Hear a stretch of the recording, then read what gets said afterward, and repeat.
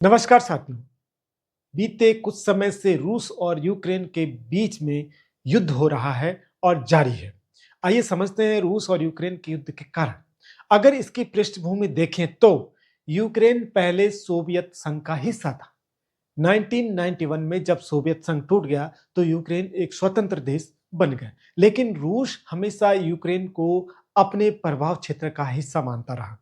इसके मुख्य कारण है कि नाटो में शामिल होने की इच्छा। यूक्रेन ने NATO north Atlantic treaty organisation में शामिल होने की इच्छा जताई। नाटो एक पश्चिमी देशों का सैन्य संगठन है, अमेरिका, ब्रिटेन, फ्रांस आदि का। रूस को डर था कि अगर यूक्रेन नाटो में शामिल हो गया तो अमेरिकी हथियार और सैनिक रूस की सीमा तक पहुंच जाएंगे। इसलिए रूस ने इसे अपनी सुरक्षा के लिए खतरा माना। दूसरी महत्वपूर्ण बात है क्रीमिया का मुद्दा। 2014 में रूस ने यूक्रेन के एक हिस्से क्रीमिया पर कब्जा कर लिया। रूस कहता है कि वहां रहने वाले ज्यादातर लोग रूसी मूल के हैं। यूक्रेन और पश्चिमी देश इसे गैर कानूनी कब्जा मानते हैं। तब से दोनों देशों के बीच लगातार तनाव बढ़ता गया। तीसरी महत्वपूर्ण बात, डोनबास क्षेत्र में संघर्ष। यूक्रेन के पूर्वी हिस्से डोनेस्क और लुहांस्क में कई रूसी भाषी लोग रहते हैं। रूस ने इन इलाकों के अलगाववादी समूहों को समर्थन दिया।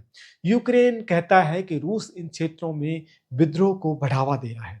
चौथी महत्वपूर्ण बात, रूस की साम्राज्यवादी सोच। रूस चाहता है कि पूर्वी सोवियत देश जैसे बेलारूस, यूक्रेन, जॉर्जिया फिर से उसके प्रभाव में रहे। राष्ट्रपति व्लादिमीर पुतिन मानते हैं कि रूस और यूक्रेन एक ही ऐतिहासिक राष्ट्र है, इसलिए वह यूक्रेन को स्वतंत्र पश्चिमी देश बनने नहीं देना चाहते। पांचवा महत्वपूर्ण कारक, आर्थिक और भू राजनीतिक कारण।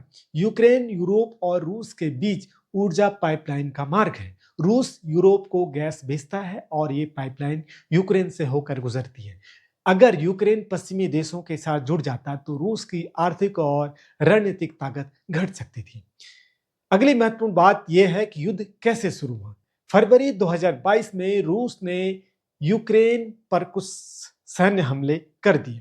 यू रूस ने कहा हम यूक्रेन को नाजी प्रभाव से मुक्त करा रहे हैं, जबकि असली कारण था यूक्रेन को नाटो में जाने से रोकना। इसके बाद पूरे यूरोप में राजनीतिक संकट गहरा गया। इसका विश्व पर क्या प्रभाव हुआ? तेल और गैस की कीमतें बढ़ी, खाद्य संकट पैदा हुआ। यूक्रेन गेहूं का सबसे बड़ा उत्पादक है, जैसा कि हम जानते हैं। भारत जैसे देशों पर भी आर्थिक प्रभाव पड़ा, ईंधन, व्यापार, रक्षा मामलों पर। दुनिया में नई शक्तियों का संतुलन बन गया, रूस चीन एक और अमेरिका यूरोप दूसरी ओर। और अंततः निष्कर्ष रूप से रूस यूक्रेन का मुख्य जो कारण है युद्ध का, वो ये है कि सत्ता, सुरक्षा और प्रभाव क्षेत्र की लड़ाई है। और दुर्भाग्य से इस राजनीतिक टकराव की कीमत आम नागरिक चुका रहे हैं। थैंक यू दोस्तों, चैनल पर नए हैं तो सब्सक्राइब करना न भूलें। नमस्कार।